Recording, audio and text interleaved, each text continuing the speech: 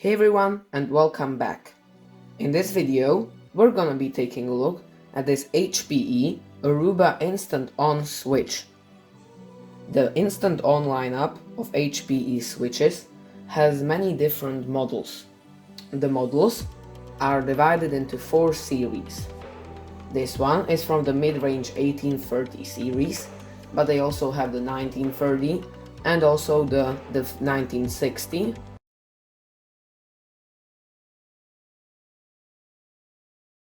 In this video, we're gonna be taking a look at what's in the box. We're gonna be doing a physical overview of the switch, and then we're also gonna set up this switch. So let's get started. Inside the package of the switch, we can see the power cable, the switch itself, some manuals, and a quick start guide for downloading the app and setting it up, and also some rack mount ears. Now, let's move on to the overview. On the front side of the switch, we can see 24 Ethernet ports and two 1 Gigabit SFP ports. Also, we can see an LED mode button and some status indicators. The 24 ports have some different features. The first 12 are PoE Plus enabled ports, and the other 12 are regular 1 Gigabit Ethernet ports. On the back side of the switch, we can just see one line input, and that's it. Now, let's fire this switch up, and I'm gonna show you how to set it up in minutes. So let's get started. Now, let's take a look at the two management options we have for managing this switch. This switch can be managed either by the web interface or by the mobile app. First, we can take a look at the web interface. So, to get to the web interface, you have to know the IP of your switch. For me, the IP is 192.168.1.33, and to get the IP, I use the nice tool called the Advanced IP Scanner.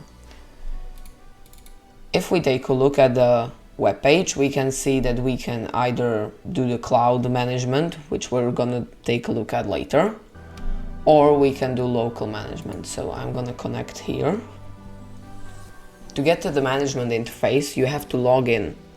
The default credentials are admin for the username and no password. So it wants us to create a new user account. So now we can see the management interface. On the top we can see the port status as well as the speeds and if the PoE is enabled. All of our options are on the side, so we can go through all of them. Now, setup network. This is just as a setup if you want to, for example, configure the IP and management. You can turn off the local website management if you only want to connect and configure using the app. Now, system time, self-explanatory. You can set up the daylight saving and time zones. User management, you can set up all the user accounts here, as well as password strength and access levels. Schedule configuration. This is if you want to limit the internet connectivity during the night, or we can add schedule. So next up we have switching, and in this category this is the whole switch management. So here we can see the switch again with the link status, and here we can configure all of the interfaces. So we have 26 interfaces in total, because 24 ports plus 2. And we can see some statistics, flow control, to turn on jumbo frames. Next up we have port mirroring,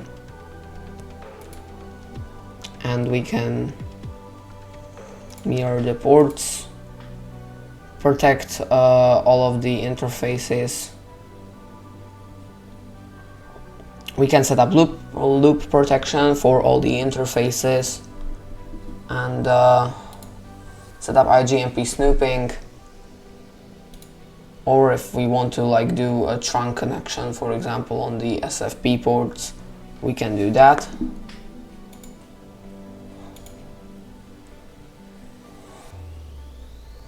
Oh, we can also set up the energy efficient Ethernet if we want to do that.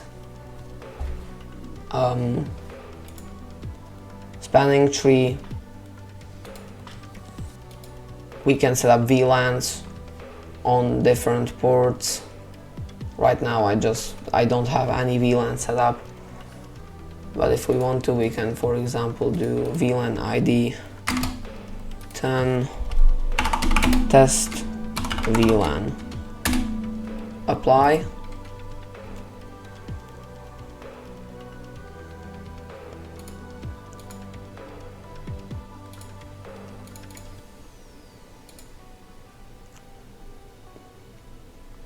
And now we can assign ports to the VLAN. For example, we have ports 11 and 12. So we can, for example, add the ports 11 and 12 to the VLAN 10 and click apply. I'm not going to do that because I don't want to take internet down for the whole house, but you can certainly do that. Neighbor discovery. So power over Ethernet is for the first set of 12 ports which are PoE plus capable, and you can do 195 watts total. I currently don't have any devices that can support power over Ethernet. Quality of service, so you can limit the speeds. Security, so like interface level, denial of service, or to get an HTTPS certificate if you like require it for the web management. Diagnostics, there's like a log. Ping, so you can ping some different device on your network, so you can see if the network is up or if there's a problem. Support file cable test. We can see that these cables are okay. You can see like if the port is up or down or what's wrong with it. MAC address table and like maintenance. Backup files, if you need to like perform a backup and then reset the switch.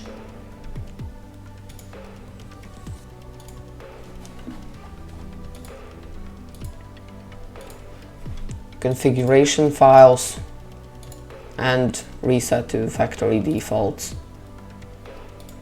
or reboot. And yeah, this is the web management interface. And now let's switch to the phone. So now we're at our phone. This is the Aruba app, and the first thing it prompts us to do is to create an account. I can click on that, and this is like the HPE account. Now it's telling me that my account has been successfully activated, so I can return back to the app. And I don't have any sites, so we can create a new one. Name the site test. Continue. And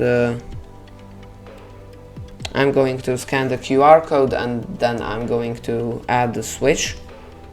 So after I tried to create the site multiple times on the mobile app, I never got it to work. I don't know what I've done wrong. I tried all three setup options, but I never got anywhere further than it was searching for the device, and it never got to the device. So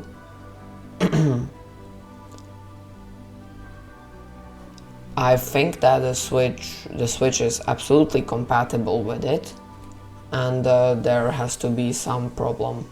I will try to investigate further, and if I find anything, I will post a community post. Otherwise, thank you guys so much for watching. As always, don't forget to hit that like button, subscribe. If you have any further questions, ask in the comments, and don't forget to join my Discord server. Link is in the description. And I will see you next time.